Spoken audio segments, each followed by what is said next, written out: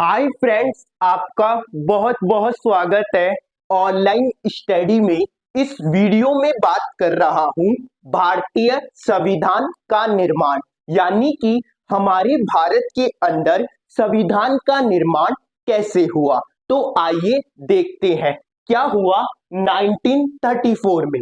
1934 में भारत के अंदर एक संविधान सभा रखी गई। उस संविधान सभा में जिन जिन का मत था कि संविधान का निर्माण होना चाहिए, तो वह कौन कौन थे। तो 1934 में वामपंथी के नेता कौन थे? M N Roy. अब वामपंथी क्या होती है मैं बताता हूं।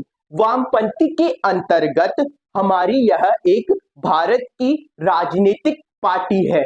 वामपंथी पार्टी या विचारधारा है। इस विचारधारा के अंतर्गत जो भी वर्ग आर्थिक रूप से या जातिगत रूप से पिछड़ा हुआ होता है उसका विकास करना है, और इसका सबसे मुख्य उद्देश्य होता है जो भी वर्ग सभी की तुलना में सबसे कम है उसका विकास करना वामपंथी विचारधारा होती है। तो वामपंथी के नेता थे एम एन रॉय। इनका कहना था कि भारत के अंदर संविधान सभा का निर्माण होना जरूरी है।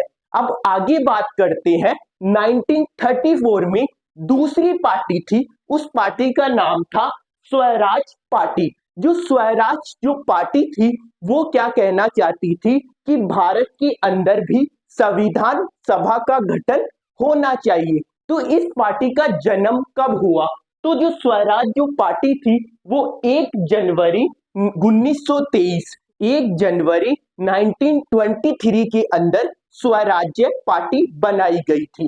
तो जो स्वराज्य पार्टी थी इसका मुख्य उद्देश्य था कि भारत ब्रिटिश साम्राज्य से या ब्रिटिश गवर्नमेंट से क्या हो जाए, स्वतंत्र हो जाए, और इसकी राजनीति भी क्या हो जाए, भारत की स्वतंत्र हो जाए। अब जो स्वराज्य जो पार्टी थी इसके अंतर्गत दो व्यक्ति थे जो मुख्य नेता थे। उनका नाम है चित्तरंजन दास और मोतीलाल नेहरू। यह दोनों स्वराज्य पार्टी के नेता थे। स्वराज्य का मतलब होता है अपना राज्य। तो यह भारत को एक स्वतंत्र राज्य बनाने की कोशिश कर रहे थे। आगे देखते हैं 1935 में क्या हुआ। मैंने 1934 के बारे में आपको बता दिया। अब बात करते हैं 1935 की। 1935 में भारतीय राष्ट्रीय कांग्रेस कांग्रेस आप जानते हैं आज भारत के अंदर सबसे मेन जो पार्टीज है वो दो ही है, एक भाजपा और एक कांग्रेस, जिसमें कांग्रेस सबसे पुरानी पार्टी है। ठीक है। तो 1935 में जो कांग्रेस थी उन्होंने कहा कि संविधान सभा के निर्माण की मांग। कांग्रेस भी कहना चाहती थी कि भारत के अंदर संविधान सभा का निर्माण होना जरूरी है। वह भी इस सभा के लिए मांग कर रही थी। आगे क्या हुआ 1938 में। ठीक है। 1938 में पंडित जवाहरलाल नेहरू। अब पंडित जवाहरलाल नेहरू कांग्रेस पार्टी में सबसे मुख्य सदस्य थे। ठीक है।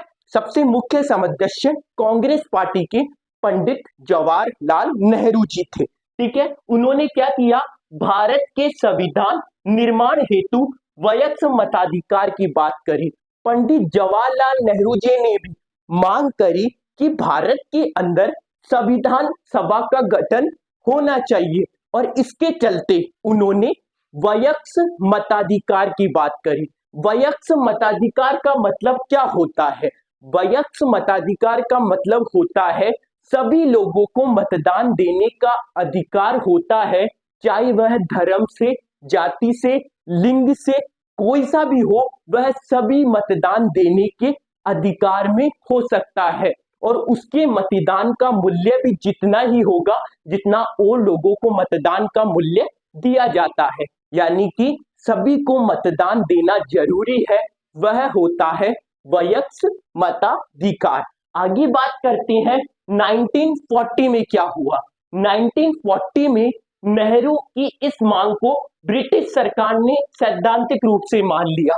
अब जो पंडित जवाहरलाल नेहरू थे उन्होंने 1940 के अंदर ब्रिटिश गवर्नमेंट को यह संदेश भेजा या लेटर भेजा कि भारत के अंदर संविधान सभा का गठन होना जरूरी है।